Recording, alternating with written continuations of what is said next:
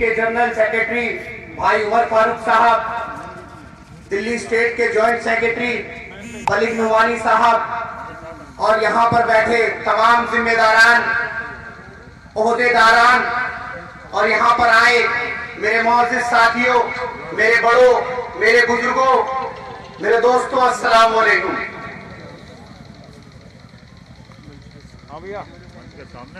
मजलिस इत्तेहादुल मुस्लिमीन एक पैगाम लेकर आई है आपके बीच में, एक सोच लेकर आई है, एक जोश लेकर आई है, एक जुनून लेकर आई है। मजलिस इत्तेहादुल मुस्लिमीन एक पैगाम दे रही है कि अगर उत्तर प्रदेश की आवाम के अंदर इत्तेहाद है, उत्तर प्रदेश के अंदर अज़म है, उत्तर प्रदेश की आवाम में एक इरादा है, तो उत्तर प्रदेश की तमाम आवाम अपना खोया हुआ वक़ार फिर से हासिल कर सकती है। उत्तर प्रदेश के अंदर मेरे भाइयों, जब जब इख्तियार का वक्त आता है, इलेक्शन का दौर आता है, तो ये लोग आपके बीच में आते हैं सेकुलरिज्म के नारे को लेकर, आपको मनाने की कोशिश करते हैं, आपको खुश करने की कोशिश करते हैं, आपको रुझाने की कोशिश करते हैं। इख्तियार पाने के बाद, सत्ता पाने के बाद ये लोग आपको भूल जाते हैं और जो वादे आपसे किए हैं वो पूरे नहीं करते। मजलिस इत्तेहादुल मुस्लिमीन उत्तर प्रदेश के अंदर आई है मेरे दोस्तों, तो इन लोगों के होश उड़ रहे हैं और ये तमाम जमात मजलिस इत्तेहादुल मुस्लिमीन के नुमाइंदों को, मजलिस इत्तेहादुल मुस्लिमीन के लोगों को दहशतगर्द कहते हैं। मैं अल्लाह का लाख लाख शुक्र अदा करता हूं जिन्होंने हमें सहाबा इकराम की गुलामी नसीब फरमाई, और सहाबा इकराम की गुलामी में जीना या मरना मैं दुनिया की सबसे बड़ी शहादत समझता हूं। ये लोग हमें दहशतगर्द कहते हैं, हमें इस बात का कोई फिक्र नहीं, लेकिन मैं इन लोगों को बताना चाहता हूं कि तुम्हें तुम्हारे दिमाग के इलाज की जरूरत है। अगर कुरान पर अमल करना दहशतगर्दी है तो हाँ, हम दहशतगर्द सही।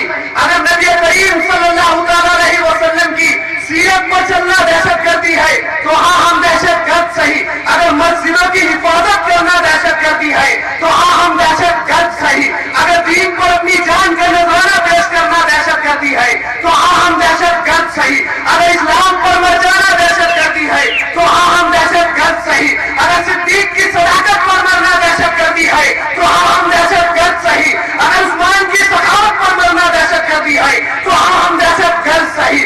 अगर उमर की अदालत पर मरना दहशतगर्दी है तो हाँ, हम दहशतगर्द सही। अगर अली की बहादुरी पर मरना दहशतगर्दी है तो हाँ, हम दहशतगर्द सही। अरे उत्तर प्रदेश के हुक्मरानों, तुम ये मत सोचो तुम अखलाक और जियाउल हक को मार कर ये बाजी जीत जाओगे। ये बाजी सत्ता की है, ये बाजी तुम ही हारोगे। जब निकलेगी उत्तर प्रदेश की आवाम तो इस बाजी को तुम ही हारोगे। मैं बताना चाह रहा हूं, आज ये लोग किसी की दयानत पर नाच करते हैं, किसी के इशारे पर नाच करते हैं, किसी के हुस्न पर नाच करते हैं, किसी के इशारे पर नाच करते हैं। तो मेरे दोस्तों, हम अपने नबी करीम सल्लल्लाहु अलैहि वसल्लम पर नाच क्यों ना करें, जिनके अंदर सारी खुसूसियात है। अरे मेरे नबी के अंदर सदाकत है जिससे अबू बकर सिद्दीक बन गए। मेरे नबी के अंदर सखावत है जिससे उस्मान गनी सखी बन गए। मेरे नबी के अंदर अदालत है जिससे हजरत उमर आली बन गए।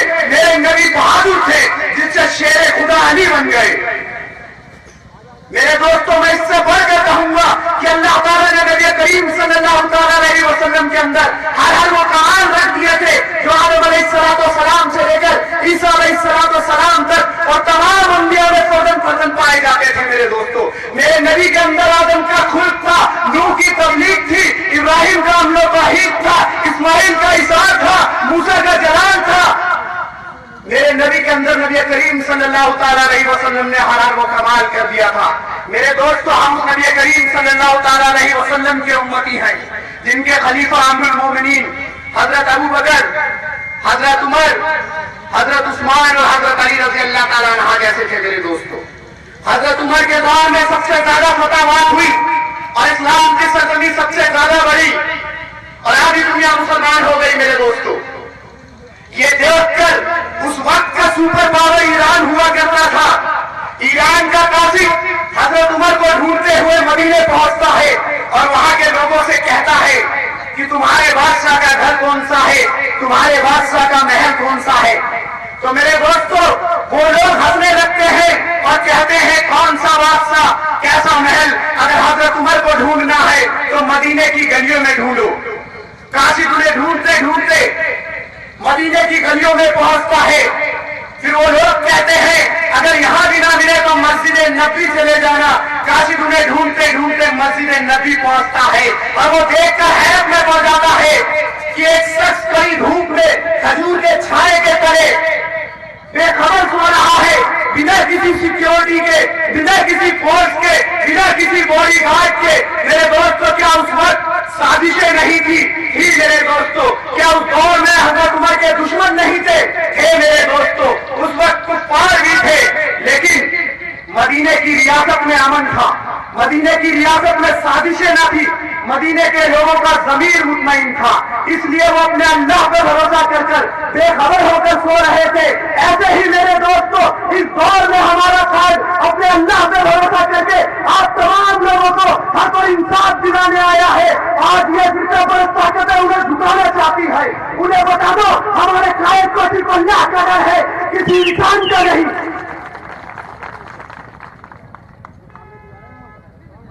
मेरे भाइयों, अजीज साथियों, जब जब हक की आवाज उठाई जाती है तो मुखालिफत शुरू हो जाती है, मुखालिफ खड़े हो जाते हैं। जब हजरत इब्राहिम अलैहिस्सलाम ने हक की आवाज उठाई थी तो नमरूद ने उनके लिए लौ जलाया था और वो लौ 3 दिन तक जलता रहा। तो एक छोटी सी चिड़िया अपने चोंच में पानी भरकर लाती है और उस लौ पर गिरा देती है। तो ये देखकर तमाम चरे परेब और मखलूक लोग उसका मजाक उड़ाना शुरू कर देते हैं।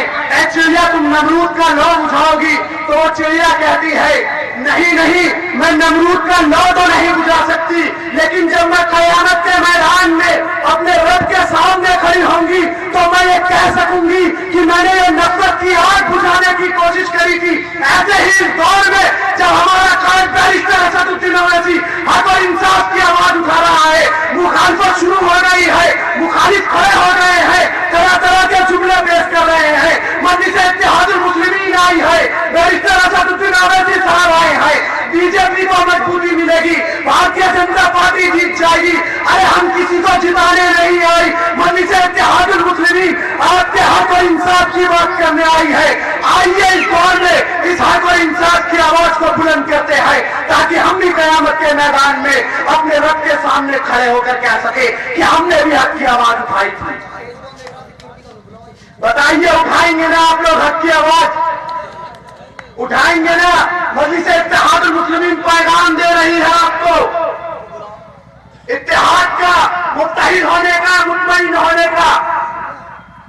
मेरे दोस्तों, 70 साल हो गए हमारी आजादी को और मैं इस 70 साल की आजादी की मुखालफत करता हूं कि जिस देश के कोने कोने में अफलास आवारा फिरता हो, जिस देश की धरती भूख उगलती हो, जहां दुख पलक से गिरता हो, जहां भूखे नंगे बच्चे भी आहों पर पाले जाते हैं, जहां सच्चाई के मुजरिम सलाखों में डाले जाते हैं, जहां खून से मैल अपने धोए जाते हैं, इस देश की मिट्टी वर्षों से दुख जिगर पे सहती है और अपने देश के लोगों को जश्न आजादी मुबारक कहती है, जश्न आजादी मुबारक कहती है। तुम लगाओ आजादी के नारे और इन नारों से हमें बहलाओ, तुम लगाओ आजादी के नारे। मेरे दोस्तों, अगर आप लोग आजादी को इख्तियार समझते हो, इफ्तिखार समझते हो और पुरसुकून जिंदगी समझते हो तो आजादी इख्तियार को नहीं कहते, आजादी इफ्तिखार को नहीं कहते, आजादी पुरसुकून जिंदगी को नहीं कहते, आजादी एहसास को कहते हैं। जिस कौम का एहसास जिंदा रहता है वो कौम आजाद रहना और आजाद मरना पसंद करती है, और जिस कौम का एहसास मर जाता है वो कौम वक्त से पहले मर जाती है। मेरे दोस्तों, अगर इन 70 साल के अंदर किसी को आजादी मिली है मेरे भाई, तो वो आरएसएस को मिली है, बजरंग दल को मिली है, शिवसेना को मिली है, विश्व हिंदू परिषद को मिली है। अगर आवाम को मिली है तो मेरे दोस्तों गुलामी की जंजीरें, यहां पर बोलने पर पाबंदी, सोचने पर ताजीरें, पैरों में आज भी है गुलामी की जंजीरें। मेरे दोस्तों, उसके दर्दमंदों का तुम्हें शाम बदलो तुम, और जिसमें हम नहीं शामिल वो निजाम बदलो तुम, वो निजाम बदलो तुम। 70 साल हो गए, आज मुल्क के हालात आपके सामने हैं। आखिर इस मुल्क के हालात का और तमाम आवाम का इस बदहाली का कारण क्या है? आखिर हम लोग इन 70 साल में बदहाल क्यों हैं, मजबूत क्यों नहीं? इसका असल कारण ये है कि मेरे दोस्तों, जब हमारा मुल्क आजाद हुआ तो हमने सेकुलरिज्म के नारे को लेकर, सेकुलर मुल्क समझकर कांग्रेस का दामन थामा था और इंदिरा गांधी को अपना लीडर माना, राजीव गांधी को अपना लीडर माना, सोनिया गांधी को अपना लीडर माना। लेकिन ये कांग्रेस पार्टी ही थी जो फिरका परस्तों को इतनी ताकत दे रही थी कि वो हम मजलूमों पर जुल्म कर सके। ये कांग्रेस पार्टी ही थी जो उन्हें बढ़ावा दे रही थी कि वो हम पर जुल्म कर सके, ताकि हम पर जुल्म हो और वो हमसे हमारी हमदर्दी बांटे। मेरे दोस्तों, उन्होंने हमदर्दी तो बांटी, लेकिन कभी हमारा दर्द कम करने की कोशिश न करी। हमारे दर्द पर मरहम लगाने के बजाय उस पर राजनीति की रोटियां सेकी है। मेरे दोस्तों, बताइए, कांग्रेस का दौर था, कांग्रेस की हुकूमत थी, तो ये चाहते तो आरएसएस को बैन कर देते, ये चाहते तो बजरंग दल को बैन कर देते, ये चाहते तो तमाम फिरकाबंद जमातों को बैन कर देते। लेकिन उन्होंने ऐसा नहीं किया, क्योंकि ये चाहते थे कि हम पर जुल्म सितम हो और हम इनका दामन पकड़कर चले, हम इनका साथ दे। और मेरे दोस्तों, इस सेकुलरिज्म के नारे को लेकर अब इनकी नस्लें इन 70 साल की आजादी में जगह जगह पैदा हो गई। उत्तर प्रदेश के अंदर आपके समाजवादी पार्टी के रूप में, बसपा के रूप में, बिहार में आरजेडी और जेडीयू के रूप में, महाराष्ट्र में एनसीपी, और तमाम ये लोग सेकुलरिज्म का नारा भरते रहे और हम तमाम लोग सेकुलरिज्म के नारे को लेकर इनका झंडा उठाते रहे, इनके पीछे चलते रहे। लेकिन इन्होंने कभी हमारे बारे में नहीं सोचा। अगर सेकुलरिज्म का नारा भरने वाले उत्तर प्रदेश के गुलाम से पूछना चाहता हूं मैं कि मुजफ्फरनगर जलता रहा, हजारों लोग बेघर हो गए, हजारों लोगों का खून बहा, आखिर क्यों छूटी सपा की सरकार? क्यों ऐवान असेंबली में अखिलेश की सरकार ने आवाज नहीं खोली? इतने विधायक होने के बावजूद भी हमारे हक और इंसाफ की आवाज उत्तर प्रदेश के असेंबली में नहीं गूंजी। मेरे दोस्तों, इसका कारण यही है कि हमारे सफों में इत्तेहाद नहीं, इसलिए हमारे आवाज का कोई अदम नहीं, हमारे आवाज को कोई सुनता नहीं। मेरे दोस्तों, मैं आपको बता रहा हूं कि मजलिस इत्तेहादुल मुस्लिमीन आज पूरे हिंदुस्तान में अपना परचम लहरा रही है। महाराष्ट्र की सरजमी पर हमारे दो शेर, मर्द मुजाहिद वारिस पठान साहब, इम्तियाज जलील साहब, महाराष्ट्र के हर कोने कोने में अगर कोई जुल्मों की दास्तां होती है तो ऐवान असेंबली में उसकी आवाज उठाते हैं, हमारे हक और इंसाफ की बात करते हैं, तमाम आवाम के हक और इंसाफ की बात करते हैं। मजलिस इत्तेहादुल मुस्लिमीन का नुमाइंदा आपके हक और इंसाफ के लिए आया है। बैरिस्टर असदुद्दीन ओवैसी साहब आज पार्लियामेंट में 543 एमपी है, लेकिन जब मेरा कायद बैरिस्टर असदुद्दीन ओवैसी साहब बोलते हैं तो इनके सवालों का जवाब देना किसी को नहीं आता, क्योंकि इनके लायक पूरे पार्लियामेंट में कोई एमपी नहीं। मेरे दोस्तों, मजलिस इत्तेहादुल मुस्लिमीन आपको ये पैगाम देने आई है। आप एक इरादा बना लीजिए कि मजलिस इत्तेहादुल मुस्लिमीन का नुमाइंदा चुनकर लाएंगे तो वो हमारे हक और इंसाफ की बात करेगा। बताइए मेरे दोस्तों, मैं आपसे पूछना चाहता हूं कि हमारे बीच में हमारे कितने नुमाइंदे हैं, लेकिन ये कभी हमारे हक और इंसाफ की बात नहीं करते। हम इन पर भरोसा जताते हैं, हम इन पर एतबार करते हैं, लेकिन इनको अगर खुश करने की चिंता रहती है तो सिर्फ नेताजी को खुश करने की चिंता रहती है कि नेताजी कैसे खुश होंगे।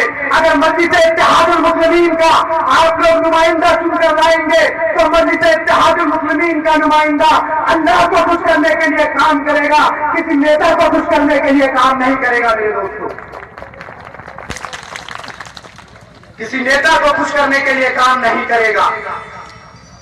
और आज उत्तर प्रदेश की सरजमी पर विकास के नारे लगाने वाले आपकी सपा सरकार, जिन्होंने हर जगह बड़े बड़े बैनर, बड़े बड़े पोस्टर लगा रखे हैं विकास के नाम पर, विकास के झंडे के नाम पर, क्या विकास किया उत्तर प्रदेश के अंदर? आज सिर्फ सड़कें बनाने से विकास नहीं होता।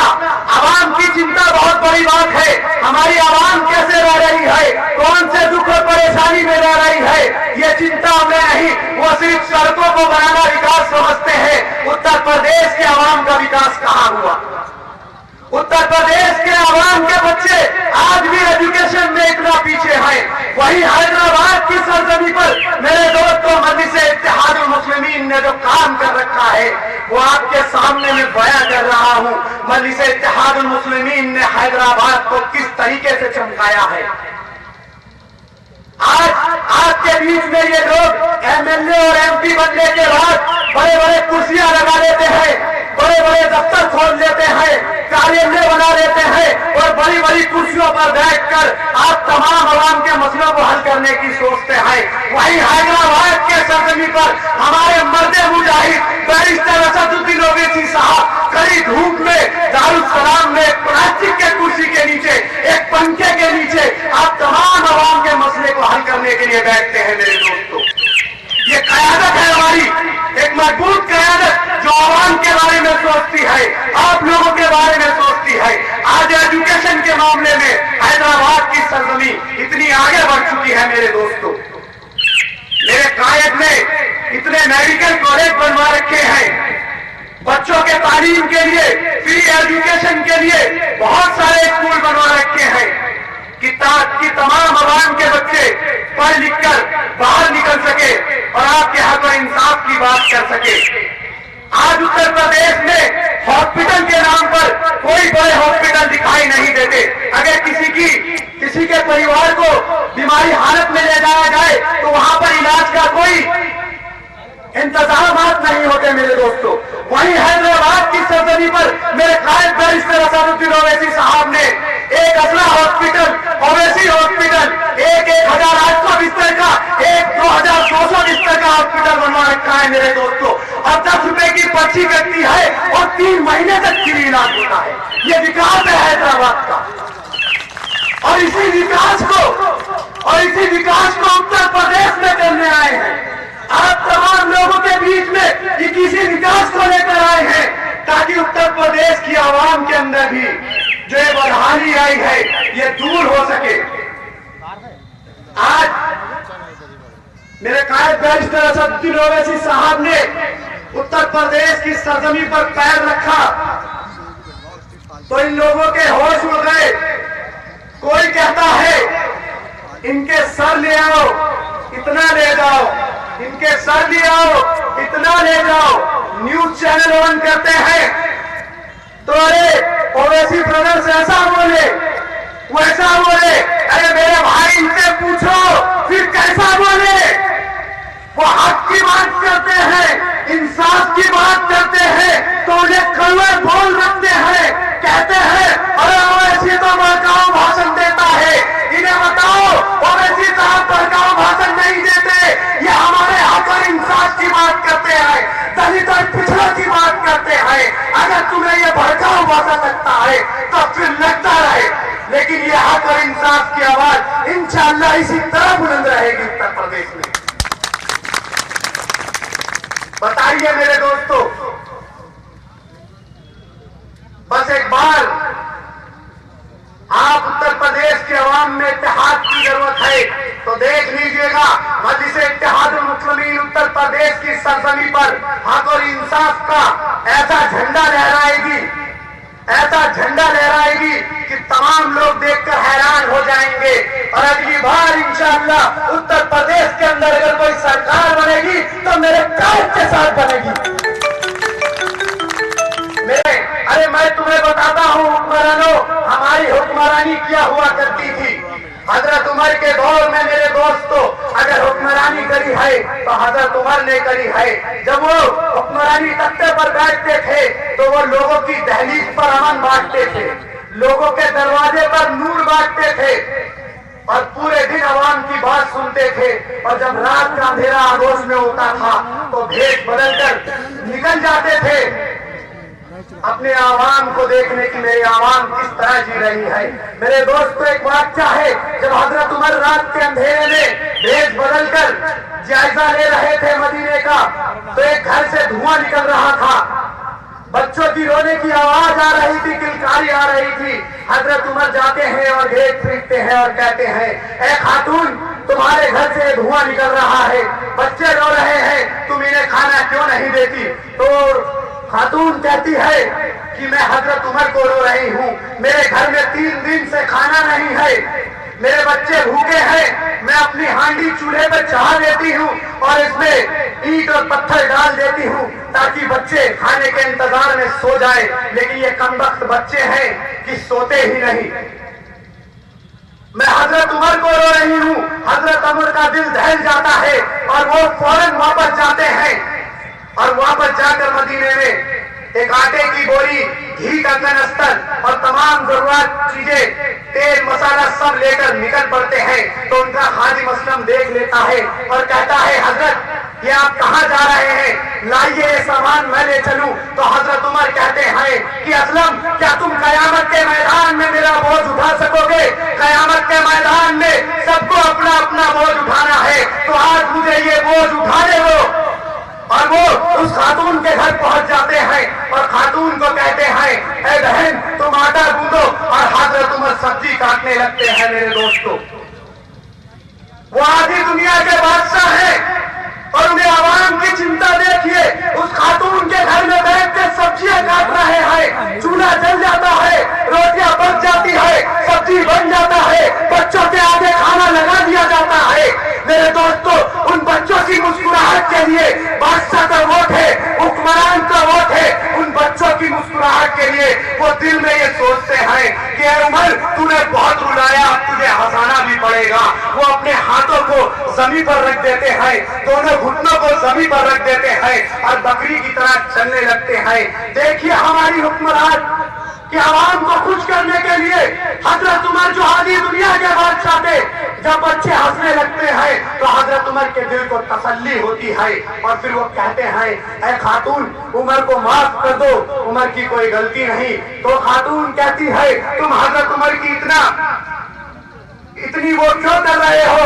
मैं अगर कयामत का दिन होगा तो कयामत के दिन मेरा हाथ होगा, उमर की गिरफ्तार होगी और मैं कयामत के दिन उसको पूछूंगी कि तुमने ऐसा क्यों किया। हजरत उमर रोने लगते हैं बच्चों की तरह, कहते हैं, ऐ बहन, तुम ऐसा मत करना, वो बदनसीब उमर मैं ही हूँ, तुम्हें जो करना है अभी कर लो, लेकिन कयामत के मैदान में, हश्र के मैदान में मेरा गिरबान ना पकड़ना।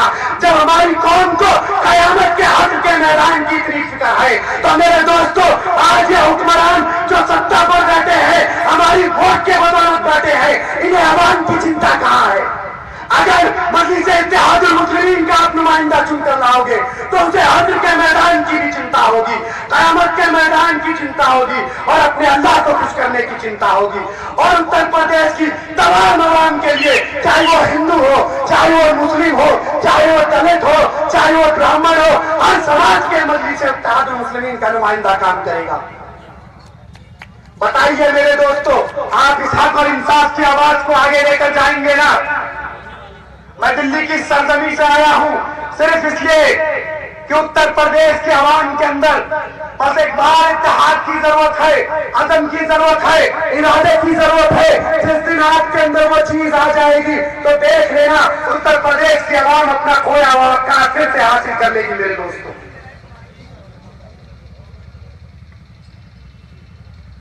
और वक्त थोड़ा कम है मेरे दोस्तों, बहुत सारे मुकर्रिर बैठे हैं।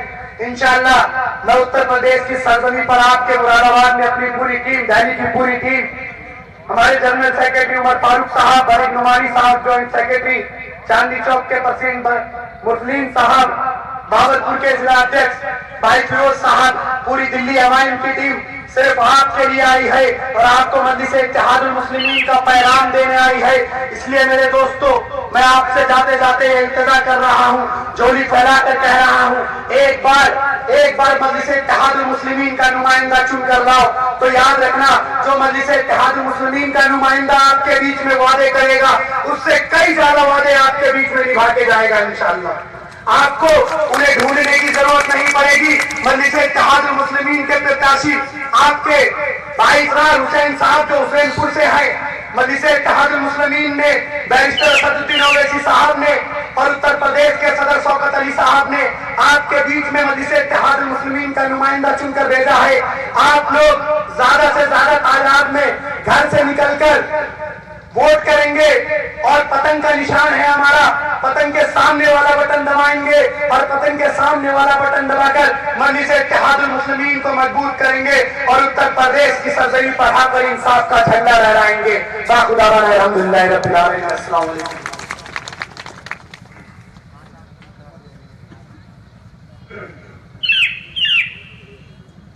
जुल्म और सितम की सारी हदें पार कर